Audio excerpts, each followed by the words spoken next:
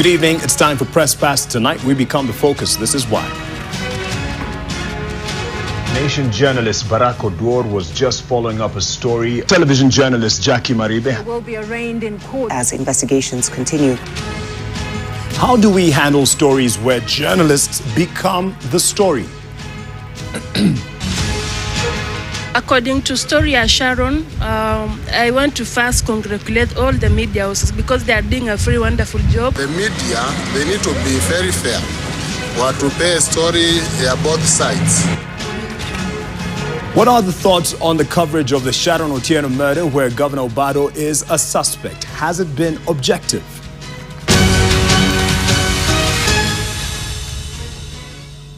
Many are looking forward to this conversation when we announced who's coming on the show, and that's a panel. And I'll start with, next to me, Erick Odour. He is a sub-editor at the East African, but important for this conversation, he is a Secretary General at the Kenya Union of Journalists.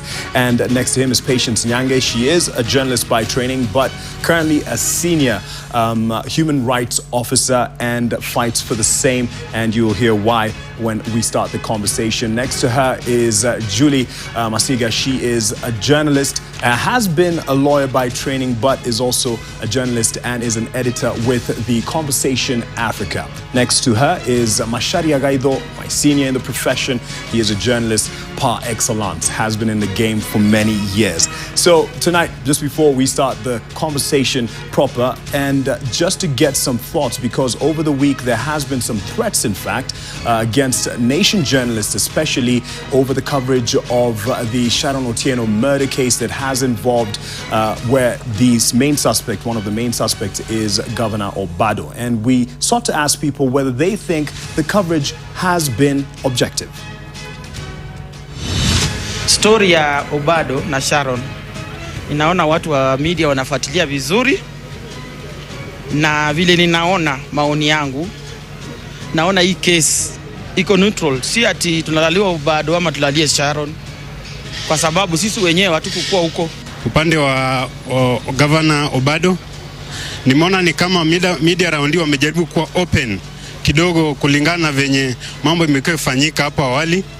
Kuna a lot of things media wamekuwa kifunikia, like kuna mambo na wakubwa wamekuwa wakifanya mambo mengi, scandals, na wanafunikia. Kitambo maybe ulikuwa unaona wangelalia side ya Governor Obado because ni mtu mkubwa, in our society always we know that watu wao wanalalia side ya mtu mkubwa. Lakini kwa hii kesi ya Sharon wamefanya vizuri sana, tunaona tu inatangamana vizuri. It's good for them to find the truth, especially where it ends in murder. I don't support murder, so they have to look for the truth. Let the judges do their work and find the truth on who killed. It has given us a deeper insight without favoring the county governor of Migori, Obado, or the family of late Sharon. So it has given an insight from both sides. Kulingana na vile media inachukua ama inaangaza mambo ya kesi ya Sharon na Governor Obado, kwa mtazamo wangu naona media inafanya kazi nzuri, kwa sababu yule mwananchi wa chini anataka kujua ukweli uko wapi. Mambo yote ambayo yamefanya na media ni sawa, na yule ana complain basi nafikiri haoni ni kitu gani kinaendelea. Tunashukuru sana kwa sababu hao ndio wamefanya mpaka mambo ya Sharon na fatwa. Kila wakijaribu kuangazia kwenye maruninga, kwenye magazeti, inaonesha vile ukakamavu wao wa kazi. Media, they need to be very fair. Watupe story ya both sides. Ni kwa sababu zaidi wanaengemea upande wa Sharon, kuonyesha vile Sharon ameuliwa kinyama, ambao tunalaani kisa kama hicho na walichokitenda. Na upande wa governor pia ni vizuri walete historia ya governor na waonyeshe vile amehusika. Bado hatujaona vile alihusika mpaka wakati huu. Naonelea kwamba media vile ina cover Obado na Sharon na wote wanakuwa covered fairly. Kusaidia Sharon iko sawa na saidia Obado hawaegemei upande wowote. Maneno ya Sharon naona pande moja inapinyilia. Waliwa hatuoneji venye alikuwa anaishi, wanatuoneja venye ameuliwa, hatuoneji venye ngava na alikuwa anaishi na huyo Sharon, wanafaa watuoneje pande zote. I'll start with the last comment there. If it was necessary, I mean, most people saying that kudos to the journalists and media in general for the work they've done so far in the coverage of that story. The reason we bring it into this episode, where we will talk about another live story that is actually live in court in terms of those involved in the case and investigations ongoing. And of course, that will limit us in what we discuss in the show. But this Obado story has had some threats come our way in terms of journalists being told that they're not being fair and have already judged the governor in terms of whether guilty or not. So I'll throw it quickly to the panelists and how they've received the coverage so far of the Sharon Otieno murder, and which also involves Governor Obado, because it has a journalist involved as well. Start with you, Erick. I think if you look at the beginning, when we started reporting on this story, you realize that journalists actually have done a good job from the beginning by breaking the story about the abduction. And thereafter the abduction, journalists went ahead to cover the story of the murder. We went ahead with the story. We did not drop the story. We continue with the investigations as they are going on, and also telling the public what actually the police have found out in the investigations, just to ensure that they are kept abreast with what was happening. So largely, I believe that this story actually has been given wonderful coverage by journalists. If you look at Governor Obado, actually, this story that played out for almost 1.5 weeks where it was making the headlines. So that means that journalists actually were doing follow-ups, because we've had a lot of complaints and accusations that the media drop the story midway. They do not continue with this story to ensure that actually the public get to know the full details and information of the story. You've spoken of midway, and there's something else that came up, and it also came up in the last Vox Pop there. The gentleman saying they wanted juicy details of, perhaps details of how she lived with the governor, and there was that criticism that why bring in the details of this infidelity, if we could call it that, in the whole story of bringing the truth to it? Patience. Thank you, Mark. Thank you for having me tonight. And my sincere condolences to the family of Sharon and any other person we will discuss here, including the family of Monica. Yes. Our work as journalists, I'll start by saying we do not defend, we do not accuse. Journalists, their work is to report what it is that needs to be told and to pin in the missing links into a story. Whether we should be talking about the relationship that Governor Obado had with Sharon really is not something that we need to at this particular point. And I will justify my sentiments. As per the Constitution, where it talks about the privacy and what it is that it entails and the provisions per se, Article 31 of the Constitution of Kenya says every person has the right to privacy, which includes the right not to have their person, home or property searched, the possession seized, information relating to their family or private affairs unnecessarily required or revealed, and the privacy of their communications infringed. So to how much we could do, it's important, yes, we should tell, but again, we don't need to go into the details of what it is, what happened or what did not happen, because the truth is a life has been lost. Sharon is dead. Justice for Sharon is what we wanted to demand for, and that does not entail anything about the discussion concerning her lifestyle and what it is that she did or she did not do with the governor. Okay, we'll get to responses if Erick wants to respond to that and give his view. Julie, initially when you saw the story, and it's still alive, it's still something that's being investigated, what's your overview on it? I think that the media did a good job of covering the story, following up the crime from the beginning till where we are at now. What I did notice is what Patience has said in terms of fetishizing women and kind of focusing on their characters and their behaviors when they are a victim. So women become perpetrators in their own crimes, because Sharon had died, she was a victim, Obado was accused, but a lot of the focus was on how she lived her life, exactly what you're talking about, what their relationship was like, and that's completely inconsequential. And I think what happens is that women are not often on cover pages or in bulletins. When they are, it's often something negative. As soon as they do something negative, it's splashed and it goes for weeks and weeks and weeks and weeks. And people have a peculiar interest in stripping them of their dignity at that point in time. Okay. So I think we need to be more careful about how we frame issues at the media when a woman is involved. All right. Because, you know, as soon as you mention a woman and it goes out into social media, that's the end of it. It becomes a conversation about her character and assassinating that character. All right. So in both these cases that we'll discuss today, I think that's the thing that stood out to me the most. I appreciated the fact that people were following the story, but it was a bit skewed gender stereotypically. Macharia, your thoughts on that? I would not sexualize this thing. I think whether you're talking about the women involved or the men involved, all are human beings and all deserve similar scrutiny. For me, it is as simple as that. Questions have been raised about, obviously, about how we have covered the Jacque Maribe case and her and we're getting to that. alleged involvement in this matter. And it's tricky because, cutting straight to the chase, she's one of us. She's a journalistic colleague. She's a friend of many of us who are in the profession. And she's also a public personality. Yes. And this is one of the things that we cannot never get away from. Once you elect to become a public personality, you lose your right, you lose a certain right to privacy. Whether you're in the media, or whether you're a politician, or a captain of industry, you cannot claim privacy the same way an anonymous person would. The same thing applies to, we had another journalist, Erick Odour, in the Obado case. And that I think was one for Nation, because he's a Nation reporter. Yes. And the first thing that came to mind is a journalist has been abducted, a journalist has been subjected to bad treatment and all that. But after a while, people started asking questions. What exactly was his involvement in this thing? Was he on his journalistic mission, or was he on another mission altogether, which might not even been, his editor might not even have been privy to? I think those are the things which will need now to be discussed honestly. Okay.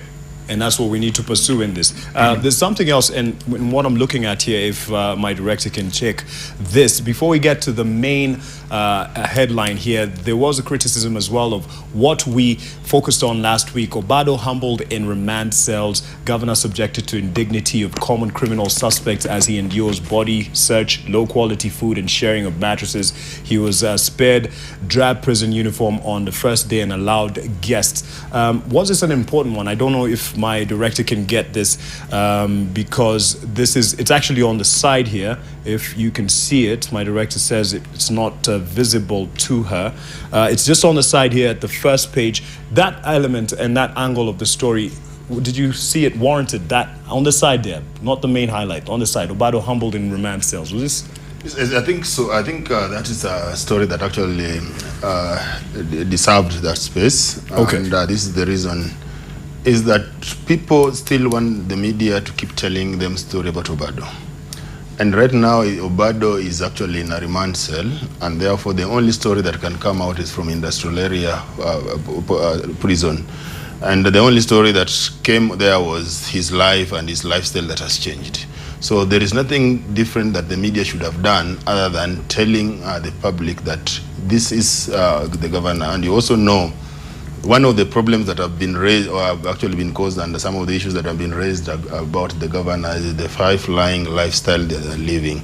So it's also important that the media also tell the public that if you go to prison, the life is the same. Okay. And I know there's a member of parliament that actually has already been on the receiving end, having suggested that if a VIP is arrested and taken to police cell or is imprisoned, that VIP should actually deserves some preferential treatment as a VIP. So that tells you that people are still interested in knowing, once you've actually been locked behind the bars, what kind of lifestyle are you living in? Are you being treated like the rest? Yes. Patience? Obado humbled in remand cells. For me, I found a problem with the title. What else did we expect him to experience at the remand cells? Is that our opinion? Is that the truth? And the ordeal of what happened, and even him being linked to the death of Sharon, And by this time, we already knew exactly what Sharon went through with the 8 stabs and everything that we had reported. Wasn't that humbling enough? So was the cell the main issue that could humble him? I found it very wrong for me, and I felt it was just an opinion that probably was not warranted. Okay, and yourself, Julie? I think it was newsworthy. It was odd, because like you say, his lifestyle is very lavish, and here he is in a cell. People want to know how he's suffering, clearly, because of the things he's been accused of.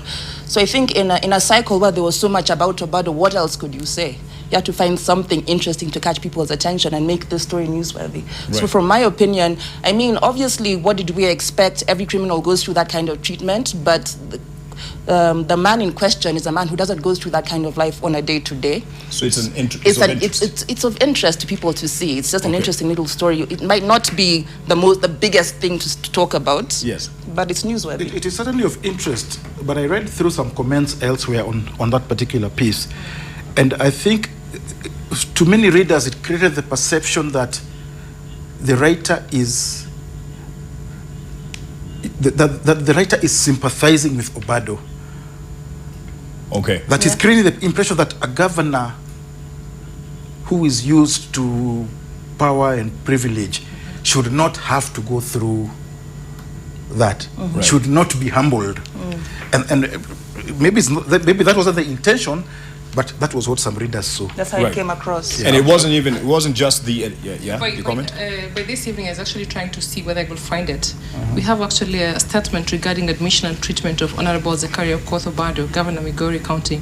And this is signed by, I want to believe it's not fake. I want to believe it's real. Go ahead. And it's been signed by Commissioner General of Prisons, Isaiah M. Osugo, and says, of course, the governor was admitted, and explains when he was admitted on this day. And we wish to, at the end, says we wish to state categorically that Honorable Bado has not been given any preferential treatment in terms of accommodation, clothing, feeding, and visits, which are all regulated in accordance to prisons and regulations. Which perhaps should be the case in this. Exactly, and actually that supports the story.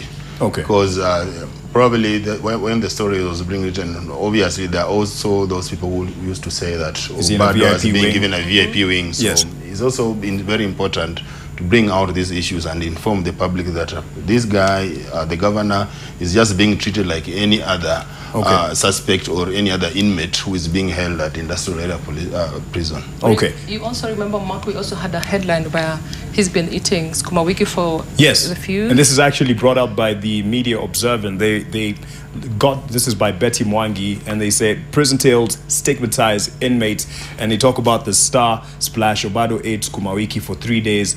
Ordinarily, that should not be news. Betty says in her article, who doesn't eat or hasn't eaten skuma wiki, even for 7 days a week? But this was a county boss who, in the imagination of some scribes, should not touch skuma wiki with a 10-foot pole. I think that's impugning motive.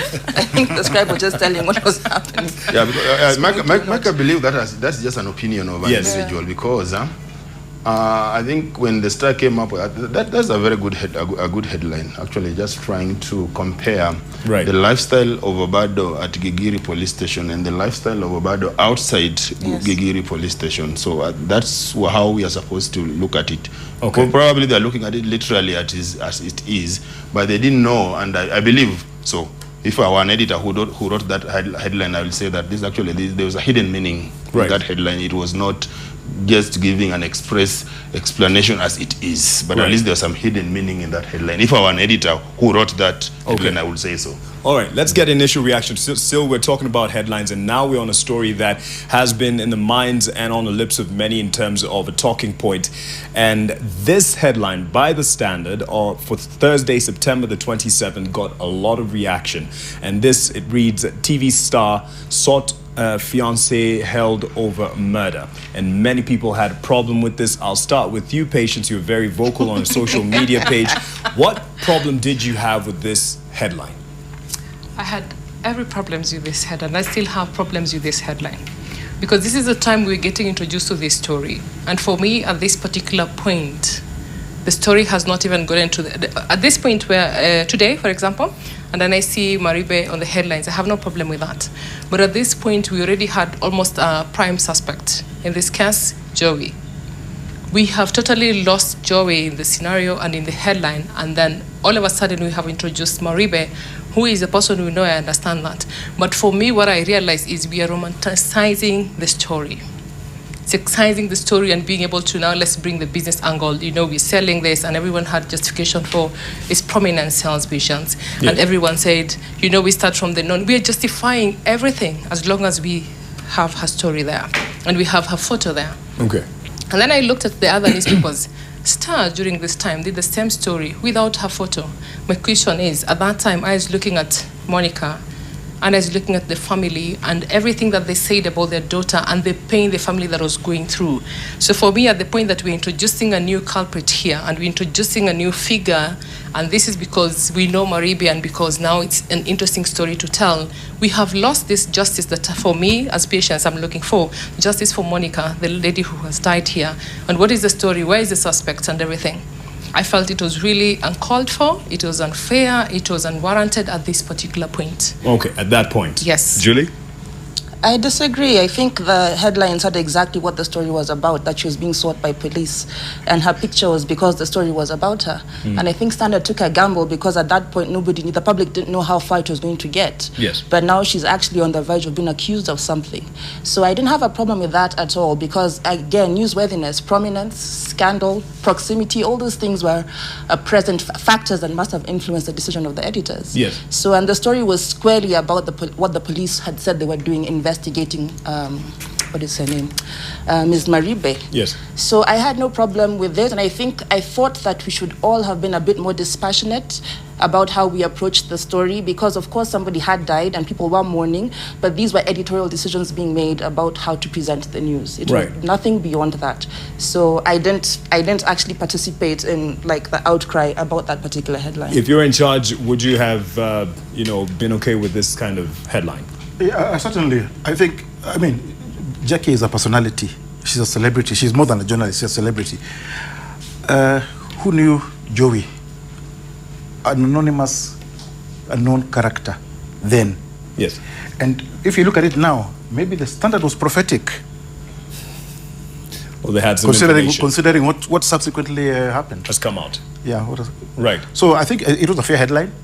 As I said, the moment you're in the public eye, you will be the focus of news, irrespective of who you, whether male or female, it doesn't matter. You will be the focus of news. You get involved in any controversy, whether good or bad.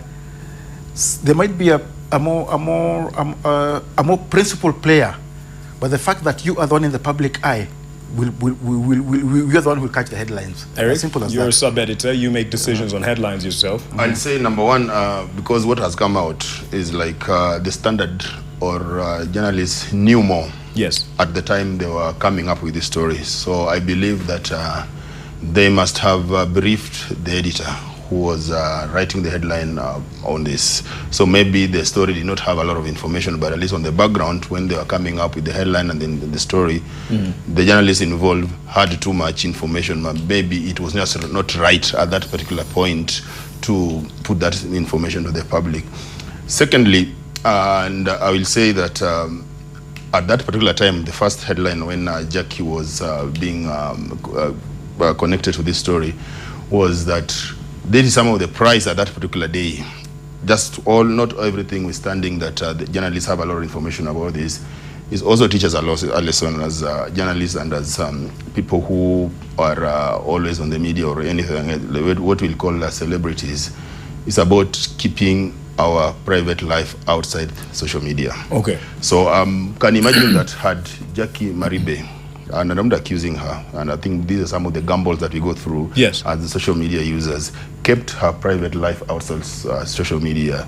At that particular point, the first day, it could have been very difficult for her name to be brought into that story. Right. Notwithstanding that journalists maybe at that particular time, they had more information that actually were connecting her to this particular matter, but they did not want yet to release that information to the public.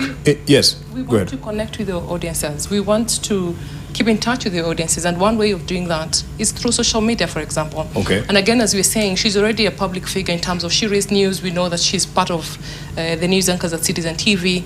There's no way, even if she did not put her life on social media, there's a way we know her. We know her based on how many times. I mean, she has a segment. We watch you watch the whole bulletin that is being broadcasted by Yeah, that's what I'm saying. I'm not accusing her. What I'm just saying that these are some of the price that we pay as a result of being celebrity, as a result of using social media. Because when you do that, and when you put that information of who you are dating, you see, that basically you've already people known that. But as a public figure, actually, it's hard to keep that. Exactly. So that's what I'm saying. I'm not accusing her that she was wrong to do that, but I'm just saying this is some of the price you pay as a public figure. That's what I'm saying. Where lives are lost. For me, I still do not want to believe that it's a price you pay as a public figure, because for me, by introducing her, everything's turned to. Do you know how much? On Saturday, I was talking to my aunt, and I didn't believe that. Especially when you go to YouTube, how many clips have been written about? I mean, how many, small short videos and stories that have been told about Jacque Maribe? I was shocked. My aunt kept telling me, what about this story? What about this and this? And then I was like, where did you find that? And she said, but on YouTube. I'm like, on YouTube where? And then I just went to YouTube, and then I realized after you click the first story and the second story and the third story, there's so much that has been written about her. And the story has turned to be about who she's been dating, who she's been sleeping with, who she's been, who she did not date and who she aspired to. And there's a lot of kind of bitterness. Would you say this is because of the attention she was given by mainstream media?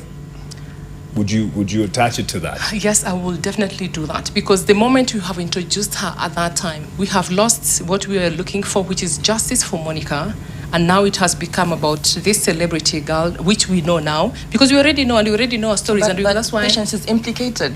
That's why she's part of the story. Otherwise, she would not be. I agree, but I'm only saying we're losing the moment we bring her there, and now everyone has a lot of things to say about her as a person.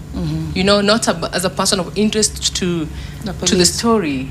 It became about her, the character, her, what it is that she does, everything about where does she live, who is it that she was dating. Look at the photos. This is what she advertised when she was being engaged, that it was live. So this time, is that part of what you say when you talk about?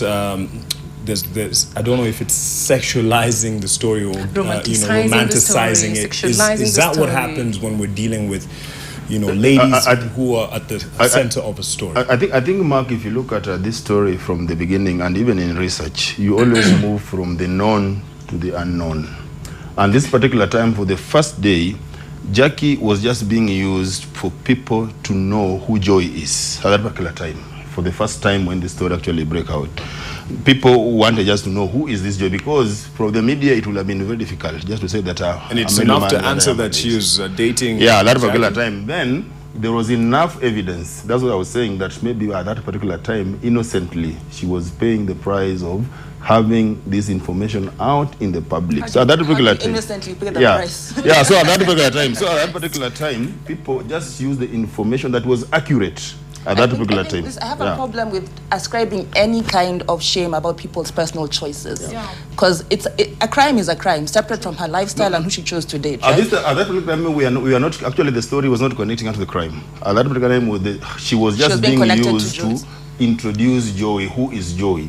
So at that particular time, people were saying that Joy is this guy who had actually proposed to Jacque Maribe. At that particular time, her name actually was not featuring as part of the investigation that were going on. Maybe she was implicated at that particular time. So at that time, her name was just being used for the purposes of introducing Joy. We sold the story, right? Yeah. And that by using her name? I wouldn't put it exactly that way. But it is a fact that she is a public personality. And Joey is nobody other than Jackie's boyfriend. But he's committed this. Okay. He's the prime suspect. And even if it was the other way around, and the prime suspect was an anonymous girl who happened to be the girlfriend of some you can say my name. Media celeb of Mark Masai. Yes. It would be Mark Masai on the headlines. Yes. Right. Even if it were me, it would be me on the headlines. No, Mark Masai. No, I think I do agree. I do agree. How else would you know unless you mention Mark Masai? This is actually a valid point. As long as there's a woman there, the story will be about that woman. No, and we will figure out, and we will... Even if it's a public figure. As long as there's a public figure there, with media celebrity like Mark, a politician like so and so. Can I give you this? I think But example, we just need to flip the story and have the story of Obado and Sharon. What we'll do is actually look with Barack Odour. Leave alone that. Yes. We have a president on similar matter, Louis Otieno in Karen. Yes. And actually at that particular time, we come at a point where even Louis was actually in a sorry state. At that point he was sick. But Louis' name appeared in every headline of the story that was being written about Karen. Exactly. His name. So it is not different.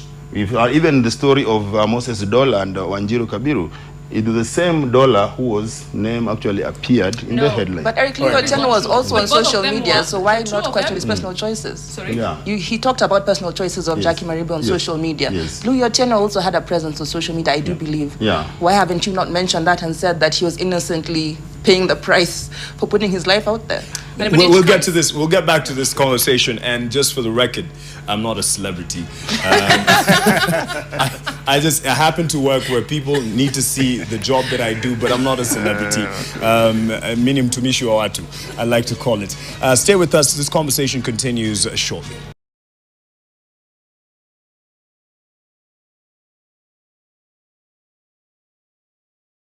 Welcome back. Let's get some quick reactions as people were following this conversation. Walela, Anthony Simiyu, you say, I applaud the media for covering the Maribe story. The headline married the trending story of the day. Keep it up. Watching from Bahati, Nairobi. Please jot this down as I sample some of the views that are coming in. Howard Akimala says, but pray, what is the motive behind printing Maribe's car registration and house numbers in the newspapers? I saw more than one daily doing this. Another quick one. Muganda Clay, you say the Jacque Maribe being a sought headline was on point.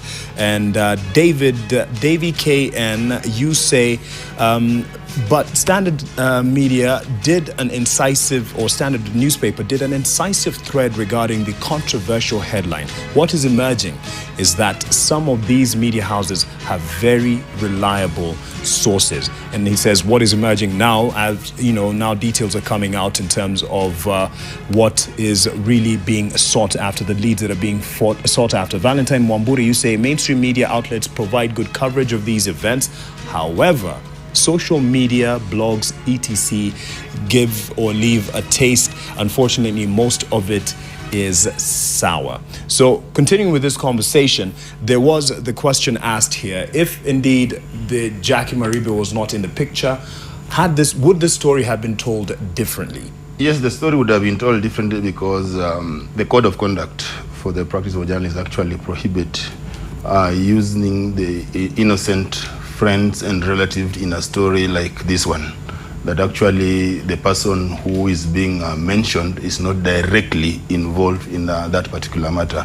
So that's why I say that from the beginning, maybe the journalists who are covering this story had a lot of information, but at that time maybe they had not verified that, so it wasn't appropriate to go to the public.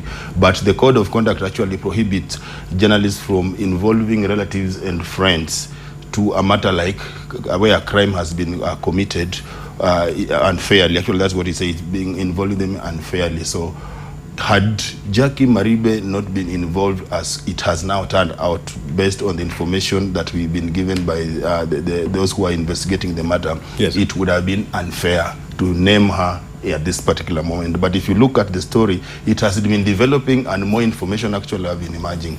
Right. So I think at the moment, actually, media is justified to do what they are doing and to ensure that these stories actually are churned out to the public. Okay.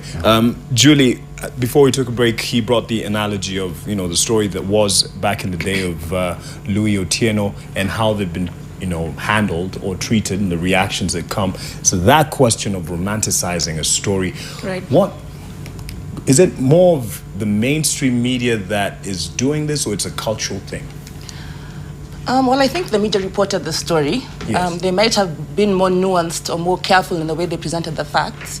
But once you put a woman suspect out there, then you open her up to all manner of accusations from social media, from the public, etc., etc. I'll give this as an example. Today, a tabloid said that, basically called Jacque a glorified prostitute. Yes. Meanwhile, Nation had done a story on Joey saying that he was a former church boy, he was in the church choir, he was in a gospel group.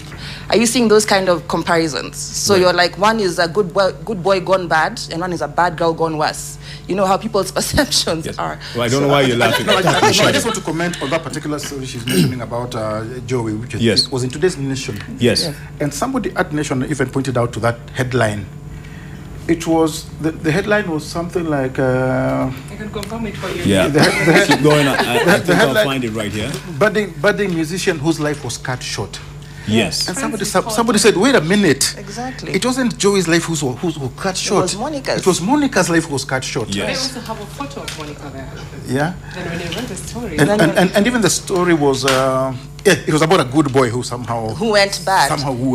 And who is the prime suspect? And who is the prime suspect of a very horrific murder. Horrendous crime. And you find a sympathetic piece. I think it was a bit off-putting. So I think there's a bias. People are generally biased to... I keep on saying that people take a unique pleasure in stripping women of dignity when they're down. And it happens over and over again. I don't support Anne Maiguru much. Patience knows this. Yes. But when that whole scandal came out, she was on the cover of newspapers over and over and over and over and over again, whereas normally women are never on the front page. Yes. Think about Kafura. Actually, here, Irungu was a staunch church boy, yes. Safe friends. This was in yesterday's Sunday Nation, and actually was also in another daily. New details about Joseph Irungu, the main suspect in the murder of Monica Kimani, and showing him as being part of a church group and worship team. So, but wouldn't that be showing the contrast of who he was? It is good to show that background, and it is good to dig into somebody's background, but it must be reported within the context of what they're being accused of. Of what he's being accused of. Yeah. And last point, reading it in isolation, you will not get it unless you already know that background. You will not get it. But in that story as well, they've also told about how he got training in Afghanistan, in UAE. He's worked as a security officer for VIPs as well locally. That's a story which might need further investigation. Interrogation. He could just be a glorified bouncer for all we know. Oh, yes. Okay. But even beside that, Mark, I'm very sure everybody will be asking, who is this Joey? Yes. Who is Joey? And yes. what was he? You do want to know him and his background. People will want to know. So that the media, you always find yourself in this kind of accusation, because you go as much as you can to come and tell the public that this is Joey and this is what he used to do and this is the kind of the person we are talking about. Then again, people will always be subjective. There are those who will have opinion that it was wrong for the media actually to dig deep and give us the background of this particular individual. But as the media, we serve the public, we give information, because once you give any information, you look at the information that you want to consume and the one that you don't want to consume, because I can assure you that there's maybe part of or a specific portion of the public that actually found that information very relevant. Yes. Then there are those who find that information irrelevant. So our work is to put it out there. Then you consume it. I don't think it's relevant. I think it's just biased. That's what I think it is in terms. But I mean, is it if indeed he was a church boy and he's now become this person who's a suspect in a murder case? Certainly, that needs to be told. Yes, but it has to be told within so that the story does not get lost that it becomes a story about a good boy. Yeah. Then the question, then the motive is like, I mean, when you read almost everything that has been written on the social media, there's someone who is asking a question: whose orders was he operating on, for example? So if he's really this good church boy, and then here he is being linked to a crime, and he looks like the main suspect as it is, then at what time did this change? And when we tell about the story, when we also ask ourselves, who is Monica? Because we have also written stories about who is Monica. And so we've also written about story who is Jacque Maribe. What have we written in those stories? And the article you point out is the Weekly Citizen, and it has TV stars, glorified prostitutes, and yes, Jacque Maribe's pictures there. There's even Swale Mdoe makes it to the.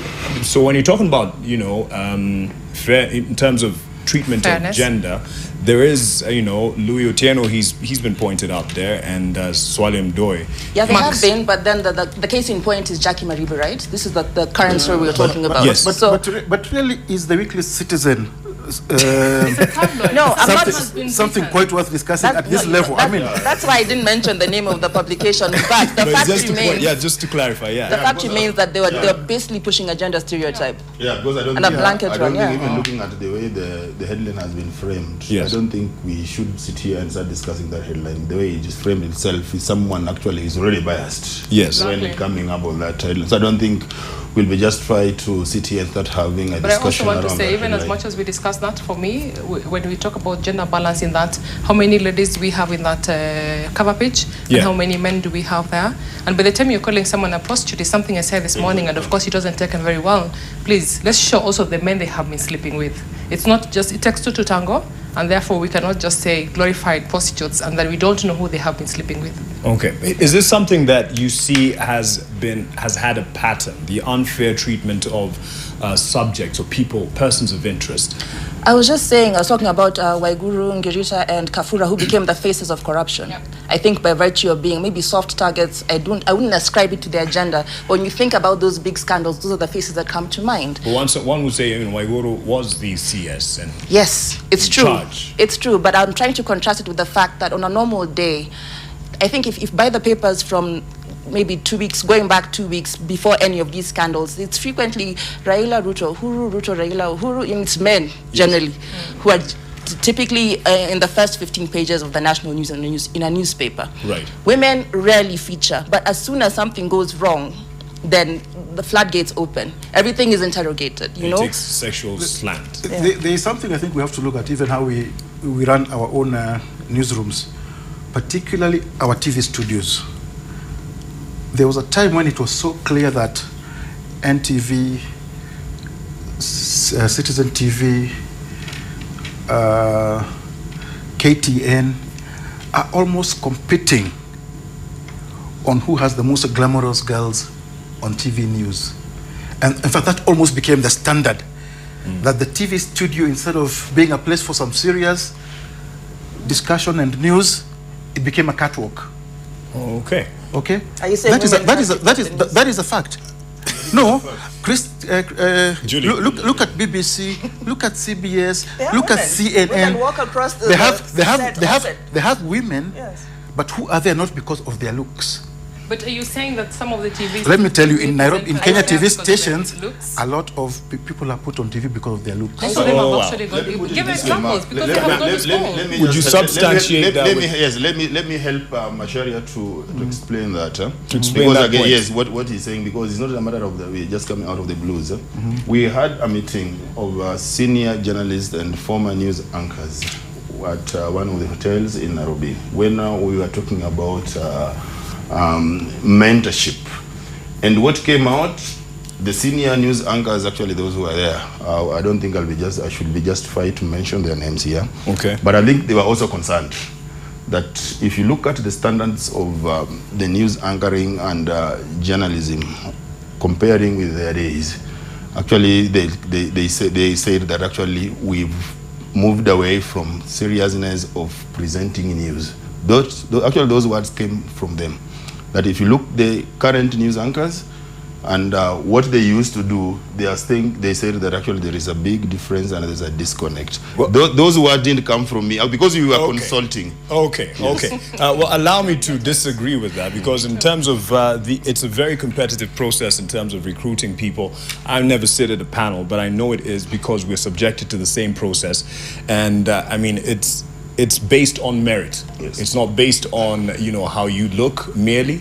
It doesn't hurt to have someone who you can look at and appreciate. You can have beauty and brains. Yes. I know it's a weird concept. I have to be fair and give the ladies an opportunity to respond to that. Yes. I don't know where this came from, because it's not quite in the discussion. But yeah, patience, really quick, and Julie, really quick, a few seconds. For me, I have not, and I mean, most of the journalists who are on TV right now, probably some of them, I know them personally because we have been schoolmates in Daystar, yes. And I can easily vouch for them. Would you look good? Really, it has nothing to do with There's no problem with slaying, and there's no problem with wearing a men's skirt and showing your legs. But the thing is, when you sit there and you do an interview, have some brains to be able to hold the conversation all through. You who is watching at home, if you cannot concentrate because there's a beautiful lady in front of your TV screen, really, it's not my problem. That's your problem. That's your problem. Deal with it at that point. Julie, real quick on that point. I have to give I'll Julie say an that TV is a visual medium. Yeah. Of course, you're looking at people talking to you on screen. It doesn't hurt if they're pretty to look at. You can have beauty and brains, and most of them today have both beauty and brains. And thirdly, they did a survey and they found that there are more female reporters. Something about that women reach prominence when they become TV anchors, because the system also wants to present women as they are, because they understand the medium of TV. So they pick beautiful women, but these women also have brains, Eric. Yeah. No, I didn't say they have brains. You said, no, I was giving. Let me have the last word on this one, okay? So we can move on. I need to take a break. Yeah, I need to take a break. What is the seriousness of I didn't say that. What is the seriousness? I didn't say that. What I'm saying is this: we had consultations with senior journalists in this country. And actually, they expressed concern because we were asking them if they can also participate in mentorship programs of the next generation. And this is the feedback. Well, this is what they said. And this is what they said, that they would want to mentor the current journalists and even the news anchors. Okay. But they were able to also express Macharia, have your last word, because you brought this in. I do not know how it came into the conversation. Let me put it this way. Yes. There was a time I got involved in a panel of a TV station which was recruiting. And when I looked at what the qualities they're looking for, I told them that Wolf Blitzer and Christian and Ampo would never get a job in Kenyan TV news. Give us the qualities. What were they looking for? Are you saying Ampo is not attractive? Is that what you're saying? No. They were looking for beauty first before brains. No. It is a fact. I don't think that's here, though. In Kenya. Not in NTV. Okay. Thank you very much. Let's take a break on that point, and we'll be back with this conversation on how we deal with our own, journalists and colleagues when they're involved in such cases. How Macharia brought that angle into this story, I do not know. He smuggled it in, but we're past that now. We'll continue with more on Press Pass. Stay with us.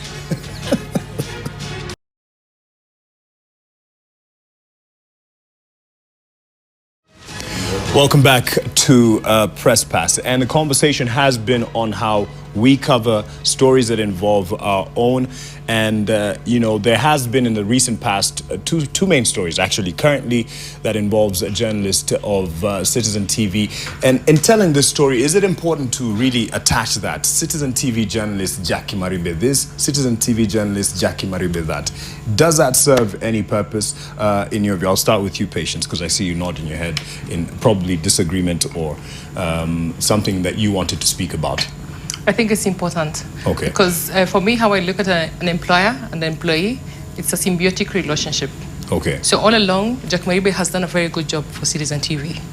Okay, so now when she's on the wrong, I don't think Citizen TV should actually disown her. If anything, this is the time we should be saying, Citizen TV presenter Jacque Maribe, because she's been here, and so we can't disown her just because she's on the wrong. But that happens most of the time when something wrong happens. We all do not want to associate with you. We're like, hey, now you deal with your problems at this particular moment. Right. Yeah. And so I think having the media houses on, and that's the same thing when it comes to journalists being threatened and journalists being intimidated and journalists being harassed in the field. What is it that we do to ensure that journalists are protected? It's the same way.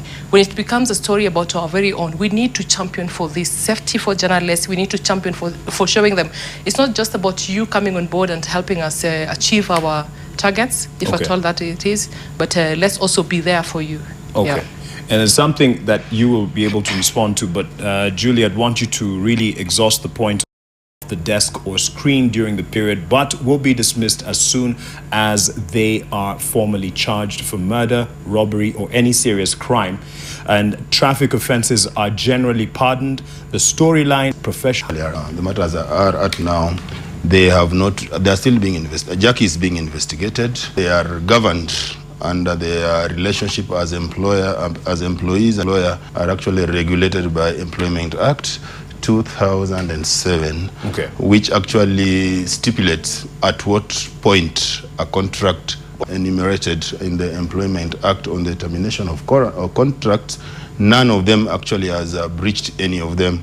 In any case, the very least and the minimum, which I also commented on Victor's comment, is that it states that for Jacque right now, let's take the case of Jacque right now. For Royal Media, actually to terminate her contract, if probably in her contract with Royal Media, maybe there are certain provisions maybe which she could have violated. Yes. But there, above all, is a summary dismissal that says that for an employee to be summarily dismissed from an organization, in this case now, she must have been arrested and spent at least 14 days in police custody without bail and without bond, which has not happened so far. That is the very minimum which what can happen. So far, Jacque is still within the law and operating within the law, and she is protected by the law. But in any event that Citizen or Royal Media would want actually to terminate her services, she can still go to court and protest under unfair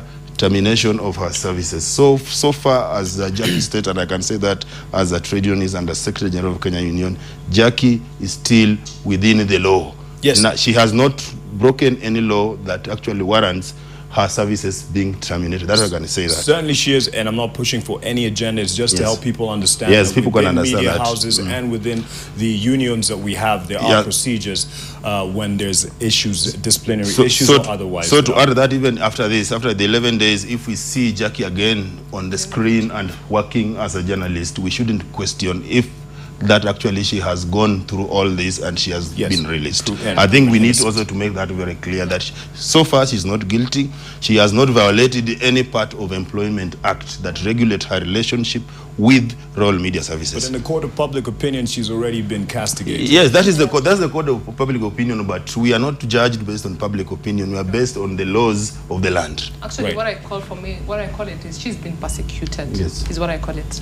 But is there a path for us then in professional solidarity after the process has gone, full length? Yes, when the process has gone full length, then Jacque can go even as far as suing the state for all this embarrassment that she has been taken through. Because we expect that when the state takes up the matter like this one, it means that the state already is convinced and is compelled that there are reasonable doubt, there are no reasonable doubts why they should not take Jacque through the process they have taken her through.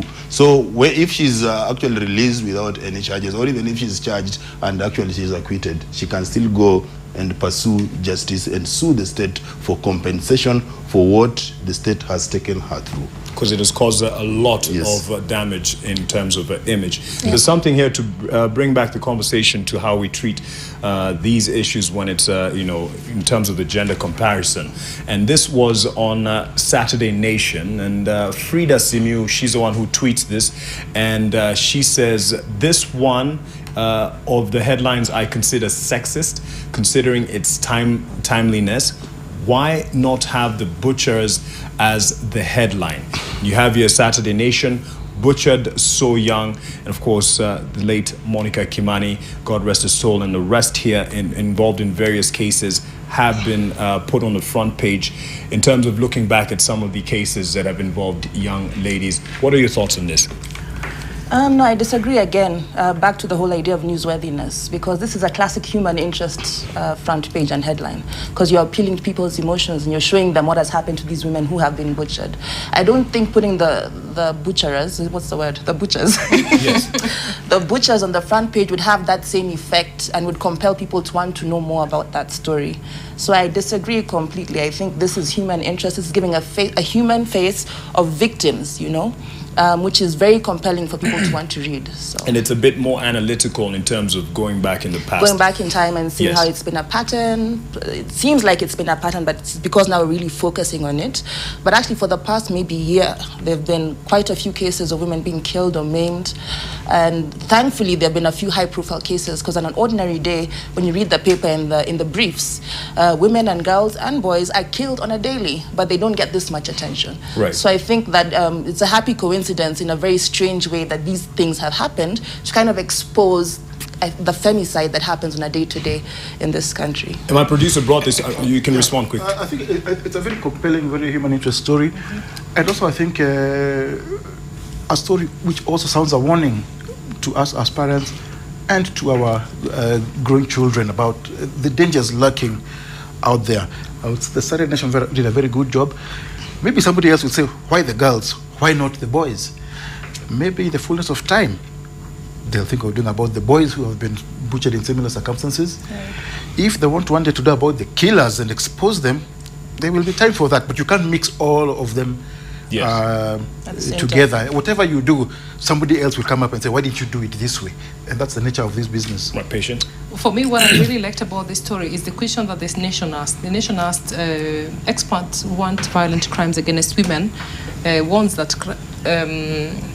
violent crimes against women are on the rise as one more victim is buried. The grieving families are demanding justice. Who will hear their cry? Yes. And then, of course, if you have followed the story and you have seen Sharon's mother break down, you've seen Monica's mother cry, you've seen the families and you've heard the stories. I have watched Monica's brother narrate the ordeal. I've seen her father explain how hard it is for him to deal with this. Yes. You know? And then we have put all these women here. And I remember there was a campaign that was being carried on social media, and they're saying, say their names. You know, this is not it. There is more to this. Mm-hmm. And the thing is, we need to demand for their justice. However, what we have done is there's unwritten or unspoken judgment on these women. They deserved it. They called for it. And that's not the narrative that we're looking because for. Because of the seeming lifestyles that they led. Yes. I think. But is that the mainstream media, or is that in social media more? Even on the mainstream media, what have we done about these girls? How much, you know what we do with media, and this is the thing that I don't like about it? We have a story and then we do the story and we, you know, like now the way we're splashing all these photos because it's interesting and it's a good story to tell. And then what happens thereafter? The story goes silent and we can continue on and on. That now we don't talk about this story anymore. But it's looking at an opportunity, you know, to bring it back alive, perhaps. This is what is happening here. So that's why I said I really liked this. And for me, just having the what is it called? Having all these facets on the cover page and a reminder that this is where we are. Okay. We are calling for justice for these ladies, including Sarah Wambui Kabiru, who was one of national media group here. Yes. Yeah, that was my friend. I think, Mark, she has made the point I wanted to make, because I think this story is timely at this particular point, because we are looking at the victims of these murders and the young women who have been murdered under unclear circumstances, and some of them actually investigations have never been carried out, and those where investigations have carried out, no actually conviction has been made. So it's good to bring up these stories again and remind the nation that these are the people who have been murdered under the same circumstances, and some of them actually no action has been taken against the culprits. Okay. So I think this is a timely story. We may only need to separate journalism from activism, so that actually as journalists we put them as they are. Then that is our work. We are not trying to push or a particular agenda or a particular narrative, but we are just informing the nation that these people were murdered and these are the circumstances under which they were murdered. So we can go ahead and even question the police and even the prosecution to tell us so far what has been done as far as looking for the killers is concerned. Because in some of the responses that we get when we tell such stories, perhaps that, you know, maybe this was Ampango Akando, they had a relationship of this sort with the person who was a suspect, then people say it served them right. And then the blame comes back to us. And why did you have to tell that detail in this story? I think that it's beyond the mainstream media. It's now a cultural problem. It's the way we view women and men and their culpability in crime. As I said, women become perpetrators in their own crimes. Because somebody kills you and then somebody says, but why did you have a sponsor? But why were you drinking? Why are you wearing a short dress? Why were you there at night? You know, etc. It's excuses for the murder. Why were you in a relationship with that man? With that particular man. So it's a cultural mindset that we have towards women, and putting the onus on them to actually, like who once said, security starts with you. For a woman, her safety is always put back at her. Yes. It's not the rapist, it's not the murderer, it's the woman and what she did to attract that violence. But Erick says it's not our work to be an activist, but just put the details out there. We might be able to frame stories a bit better and kind of give better background of this woman. Like, for example, with Monica, did anybody tell us if she stepped in a church one day in her life? Maybe she's a churchgoer. Maybe she's in a choir. Maybe she's in Mothers Union. Have we heard any of the good things about her apart from her house number and her secret life and of Monica? like the guy was saying, her registration number?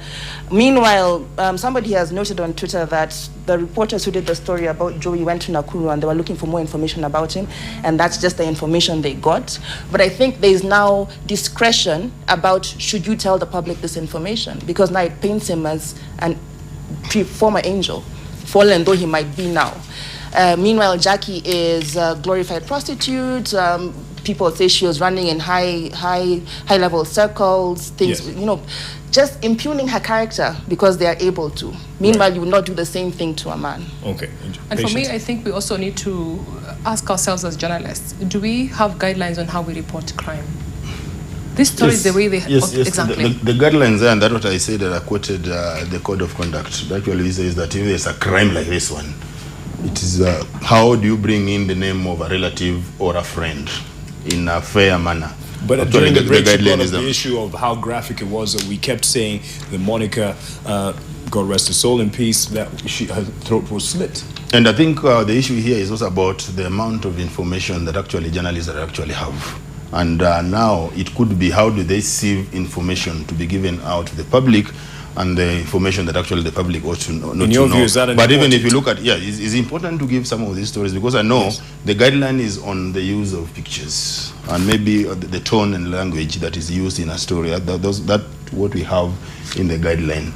The tone, how we use the tone and the language, and also the use of pictures and the graphic and gruesome pictures that we could use in a story like this one. But so far, I have not seen any picture in the mainstream media, because I think, again, we're also mixing issues here. We have got two sets of media. We have the mainstream media, and also we have the social media that go ahead as far as giving too much information, which some could be true and some actually is false. Yes. But Patience is raising a valid point in terms of the descriptions alone. It is good to capture the horror of something, of a crime, in terms of description, but it also has to be done in with a certain moderation. Okay. I remember, I don't think Monica was overdone. I remember when there was the plane crash over the Abadeas, and some of the body, not the pictures, just the description of that scene. Even I felt this is going a bit overboard. You can describe, yes, you can tell readers that it was a horrific scene and that the bodies were decapitated. But to start saying there was a head here, a leg there, an arm there, of a specific individual, that I felt was going a bit too far. When it comes to pictures, there are also guidelines. We hardly ever show pictures of dead bodies and so on and so forth. But there are some times when you feel you have to. I remember when we had all these series of terror attacks in Mandera and Lamu, and we kept reporting there are these attacks. And a point came, and I was at the Nation at the time, and we said the government seems not to realize the gravity of the situation. And maybe Kenyans don't seem to realize the gravity of the situation. We have to shock them. We showed a row of dead bodies. Yeah. Of course, we covered the faces. Yes. But still, I mean, sometimes you can provide a justification for that. And that is not a decision that is taken lightly. It is not taken by an individual editor. Probably sits around the whole editorial committee meeting. But that decision got reactions. This has to be done. Yes. It got reactions, and I think even it provoked outrage. Yes. And it got the government to act. And it also reminds me of the Westgate story when we covered Westgate, and we showed on the home cover page, and we had this story, this photo of the woman who was, I think, the Sunday Nation. The Sunday Nation, and then also gave a lot of reactions on the same and how we reported the same. For me, okay, of course, now I reason from a human rights perspective. Okay. But I also think it's important to dignify humanity and to give some dignity to people that we're talking about. The moment we are talking about her head was chopped off, my God, this is someone's daughter, And this is someone's sister. This is someone's... But isn't the viewer, the audience, the reader asking Aluliwaji? Yeah, that's important to do, and that is important to tell. However, sometimes, as we're saying, as Gaitho is saying, not all the time. Save the people the details. Please. All right. We're getting to the concluding part in terms of our remarks that we can give. And I need you to respond to this, whether Weekly Citizen is under your watch or anything, because someone actually points it out here, and this is something you can look at. This is what we discussed earlier. Not to give credibility to it, but it's been circulating and people complaining about the headline. Marvin Gakunye, you say, shouldn't Citizen be sued for defamation and especially libel in this particular case? This is TV stars, glorified prostitutes, what they had put there. Is this under your watch?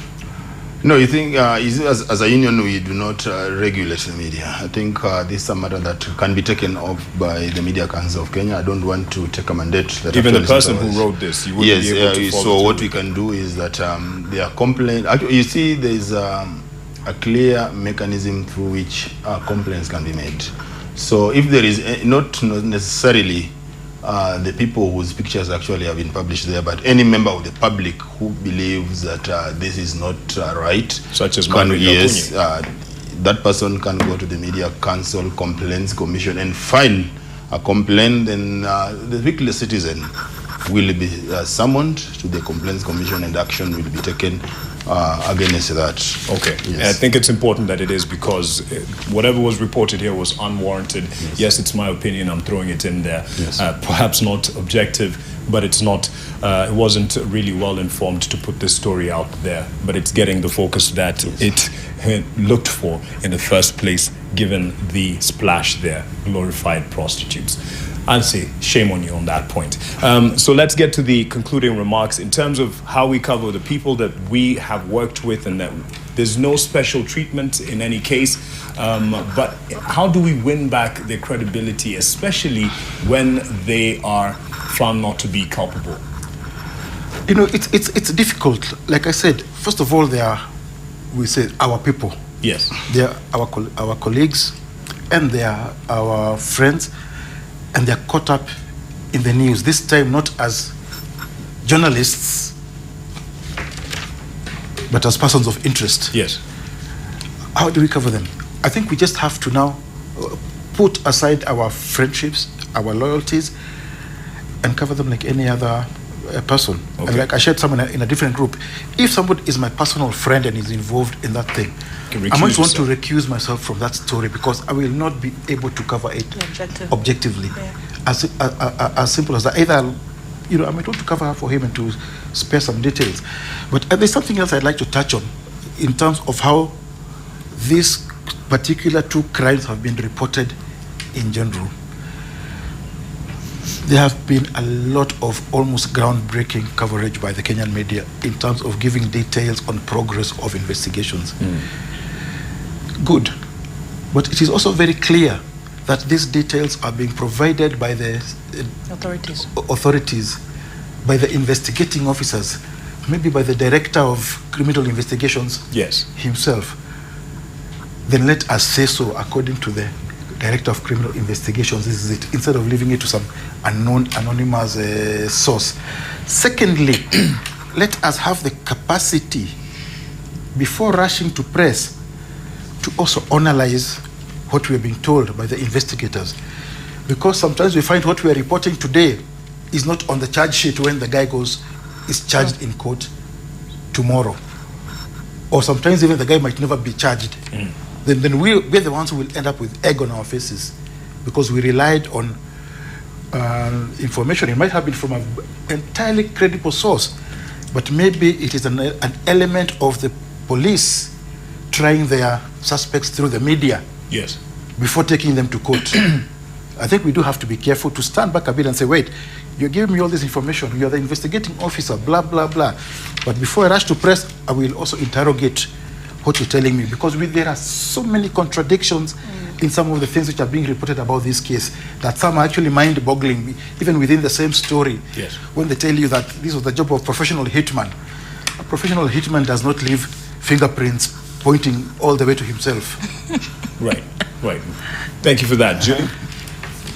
What was the question? Just concluding remarks on this in terms of the coverage of our very own colleagues. I think the nuances that are put out there, how we can control it, whatever's in our I think the whole idea of our person clouds a lot of judgment, and we can see how that's worked out even in politics, the way we vote for our people. Yes. So I think, as I said before, we need to be more dispassionate when one of our own has committed or is alleged to have committed a crime. Treat them like a person of interest and let the process, the authorities do their thing and let it go the course. Because I have seen that there's been, just like during the elections last year, there's been a lot of infighting about what to say and what not to say, because she's my friend or because I know her, because she's a journalist. Yes. And the black and white of it is that she is a person of interest as at now. It might turn out that she's not going to be charged. Up to that point, cover that as well. But I think for now, let the law take its course, report it like you'd report anything else, and just see what happens. All right. Patience? I will echo the sentiments of my colleagues here. One is dignify them. They are human beings. They need their dignity even during the time. It's already hard for them to go through whatever it is that they're going through. So the much we can do, define who you want to be. Are you a tabloid? Then stick to that. You know, are you a professional media house? Do you believe in the? Do you believe in values that guide professional journalism? Then stick to that. At this point, our work as reporters is: do not accuse, do not defend, report. That is important to do. So let's give them due justice. Okay. Relevant authorities will do their work, and the verdict will come out at the right time when it needs to be out. All right. Eric, to something you said earlier as you conclude, journalist Leon Lidingu says journalists are activists for the truth. How do you separate journalism from activism in the cases where lives have been lost and the justice for victims is priority? Yes, the reason now I say that, because it's something that actually has been debated, where journalists actually now become part of the story as a result of activism. Okay. Not as a result of their work or what has happened. And therefore, journalists actually, the guiding principle is the truth. Tell the truth, tell the story as it is. Don't exaggerate. Don't have emotions when telling the story, because activism actually also sometimes also goes with emotions.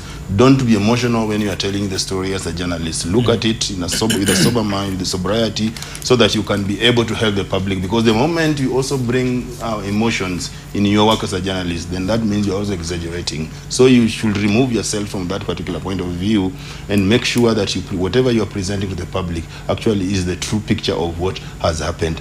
So lastly, I would also say that, like I said before, Jacque Maribe, as far as we are concerned right now, KUJ. she has not broken any law. She's still within the law that actually nothing actually right now warrants termination of her services. Yes. So we still believe that Royal Media Services will stand by her until the end of the process. So if she's charged, then again, that will be something that can be discussed at a particular moment based on information and the evidence that have been produced by the police. But so far, she is still operating within the law.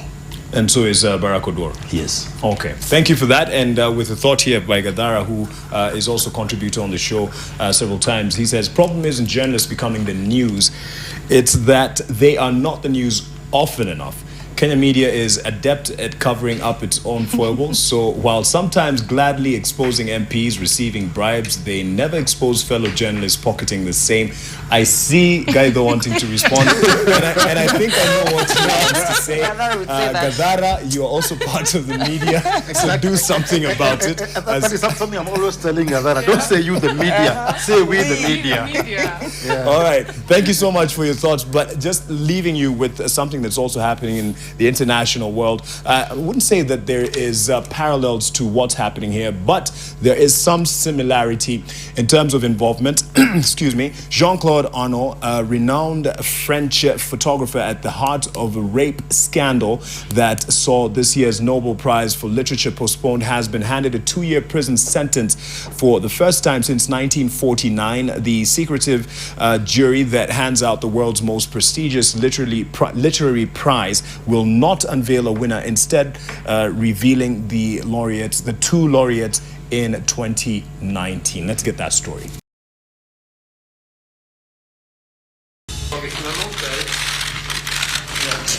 On Monday, a Swedish court found 72-year-old Jean-Claude Arnault guilty of raping a woman in an apartment in Stockholm in 2011. The crisis forced the Academy to cancel this year's Literature Award in May. In late 2017, 18 women came forward in a Swedish newspaper to accuse Arnault of sexual harassment and assault in the wake of the Me Too movement, prompting an investigation by state prosecutors, many of which were said to have happened at properties owned by the Academy or at his literary club. All but one of the cases ended up being dropped. The crisis over the charges against Jean-Claude Arnault prompted some members of the Swedish Academy to quit and forced it to cancel this year's Literature Prize, which would have been announced this month. It is the biggest scandal to hit the Academy since a Swedish king founded it more than 200 years ago. The Nobel Prize for Literature is currently held by English writer Kazuo Ishiguro. Meanwhile, the Nobel Peace Prize announcement will continue as scheduled in Oslo, Norway on the 5th of October, with this year's contenders spanning from different groups, including the rights groups Reporters Without Borders, RSF, Angela Merkel, who has been Chancellor of Germany since 2005 and currently serves her 4th term, and President Donald Trump for holding a historical meeting with North Korean leader Kim Jong-un in Singapore on June 12, 2018. The prize, worth 10 million Swedish crowns, will be presented on December 10, 2018.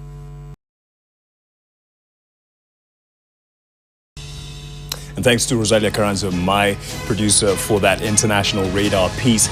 And I have to leave you with this thought because it's something that Julie will respond to, and I'm sure you'll do that online. Kigen K. Koechu say, why would the sentencing of Ruth Kamande get so many opposers, even though she stabbed her boyfriend 22 times? It's unbelievable how you never touched on this story. And she keeps quiet. I think she'll respond to you online, and you'll get her responses on that. Thank you so much, Erick Odour, for your thoughts, Patience Nyange, and also Julie Masiga. First time on Press Pass. I really would want to have you on again. And Macharia Gaitho, how you smuggled that element into the conversation. You are quite the star this evening. Thank you for your time, and thank you for watching. And to the team that's made this possible, my name is Mark Messiah. Have yourself a good night.